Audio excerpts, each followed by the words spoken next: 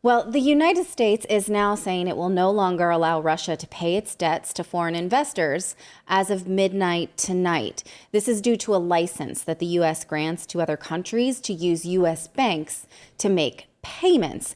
Now, the Western media is all a frenzy about it, saying, well, look, the United States just shut Russia down. They're going to default, right?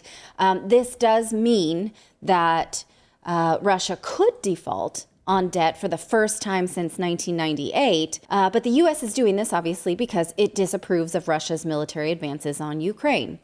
Russia had been using J.P. Morgan Chase and Citigroup, but the Russian ruble is up. It's trading at its highest level since 2015, and experts say that it is up 25% since before the Ukraine-related sanctions began. So what's going on here? You might recall that when the West started putting sanctions on Russia, Russia started demanding that it be paid in rubles for gas. Well, that especially put Europe in a bind, since Europe is highly dependent on Russian oil to the tune of 40%. But European leaders had no choice in the fact that they are paying in rubles now. So technically, they are doing that. European countries are using this bank called Gazprom Bank, which does the currency exchange for them. So Europe can say they're paying in euros because they are, but the bank does the transaction and Russia receives the money in rubles. So Russia will no longer lose money in this exchange, right? So they will now boost their own currency. Plus, Gazprom Bank is a private Russian-owned bank. So an Italian economist told the Washington Post that this is a transaction where everybody saves face, right? But don't let them fool you with this rhetoric. They are making payments in rubles, and the ruble is benefiting from that. But the Western media would have you think otherwise. The U.S. move to not allow Russia to make payments in dollars is a similar saving face move, because Russia now says that, okay, fine, it will make those payments that it has on current debt in rubles too. They say they actually have the necessary pieces in place to do this, and they're going to start. So when you read about this on Western media, it's like they can't pay in dollars anymore. They have no infrastructure. They will default. But then when you read about it in any other global media, Russia's saying, fine, we'll use our own system.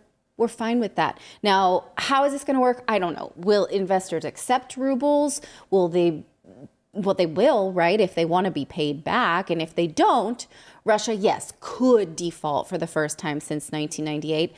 But Russia also could appeal this to Western courts.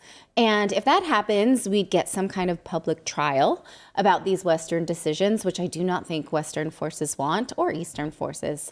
So interestingly, that the Western media is telling us that Russia will default on this debt. So see, it's like here, they're coming into this historic default. What happens next? But they don't really play it out. And they also don't really say, they're like, well, most Western investors have got rid of these anyway, since Moody's downgraded Russian investments to junk. So, who cares who still holds them? And maybe people are just holding them long. I don't know. Whereas other global media tells us that Russia has a plan B and will make a payment this Friday. So I guess we'll have to wait until Friday to see what really happens. Yeah. I mean, this is amazing. So we want to cut off oil. We want to do all of these things, but we want you to use US dollars. Right. Or we want you to use a currency that's more favorable to us. Well, right. I mean, they want Russia to default so that they can collapse their economy. That's the purpose of sanctions, right? We've been trying to do this all along. But then Russia said, well, you still need our stuff, so we're going to make you pay in rubles. The United States, I don't think, is doing this. It seems like the United States is just simply not importing Russian oil at this point, and working to make sure that other countries that are dependent on Russian oil can find a way around it. But there's no going around it in Europe, at least for now. For the time being, Europe gets 40% of oil.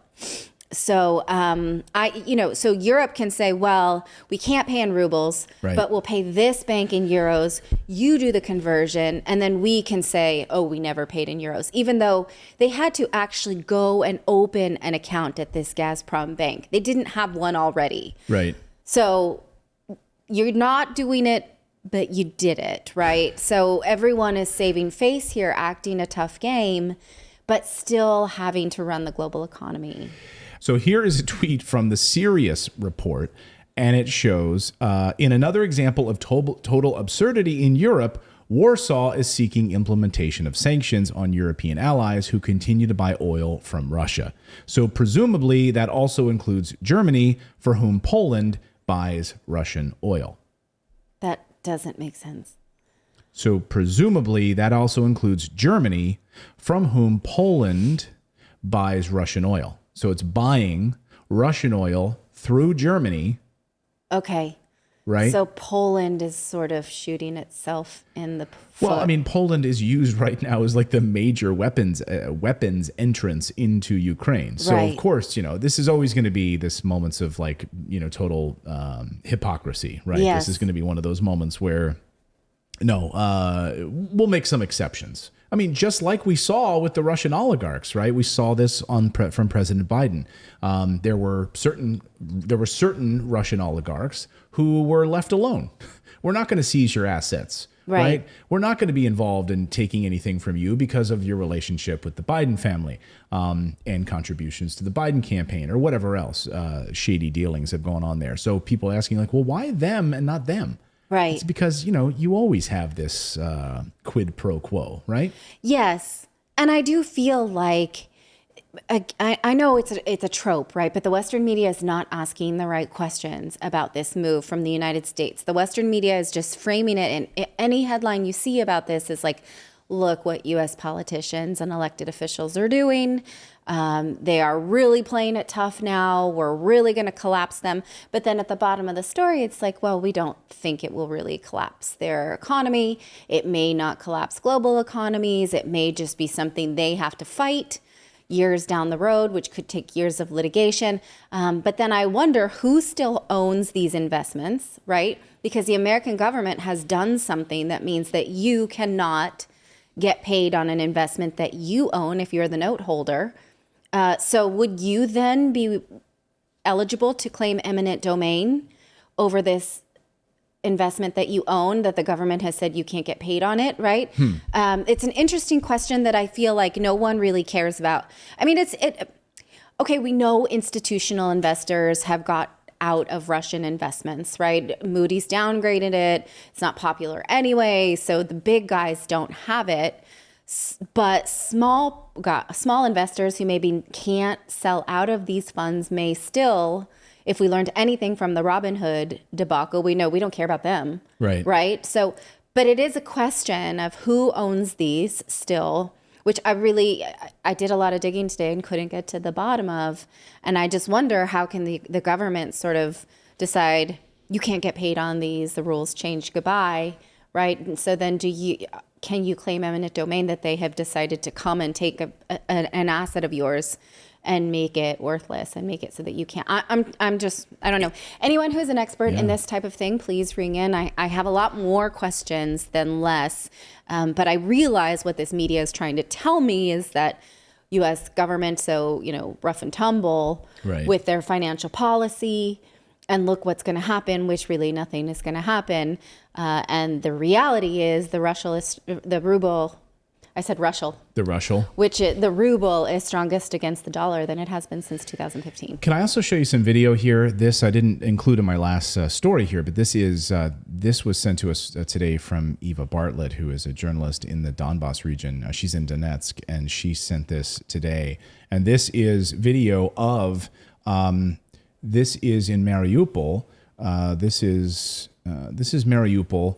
I'm not sure what that was. Yeah, this is Mariupol. This is Russian trucks bringing in construction equipment. Look at these trucks filled with construction equipment as they are rebuilding Mariupol. So these are all sorts of construction equipment and goods, wood, lumber, materials to start rebuilding the city.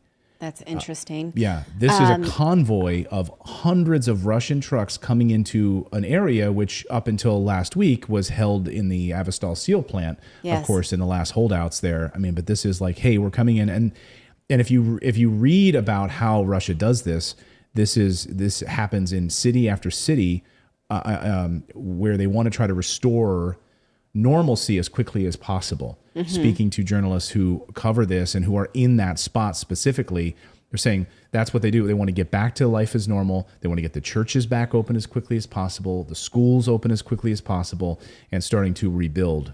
So again, money, someone's got to finance that, right? They have the amount of money just to pour into a war zone and then also line up truck after truck after truck. So all of this Western dialogue and garbage around, Russia's being crushed right now, et cetera. Well, right. Well, it tracks with the today the Zelensky government came out and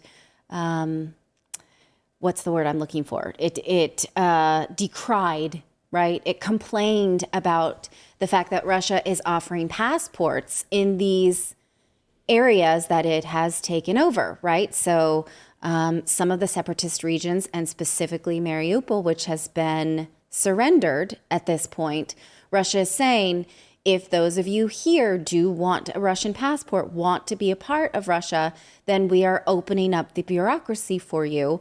And the Zelensky government is complaining and saying you should not be doing that, right? Okay, you can say whatever you want about whether they should or they should not, but nobody forces a passport on you. If you go and apply for one, obviously you feel a certain way about it, right? So we will see how many people actually do feel like becoming a part of this new regime. That's all we should really say. That's all I'm comfortable saying on this platform. Thank you so much for subscribing to our channel. We've been banned, we've been blocked, we've been censored. That's why we started our own website, to stay connected with you for free. That's right. So head on over to redacted.inc and make sure you're connected with us. You can sign up again at redacted.inc, not .com.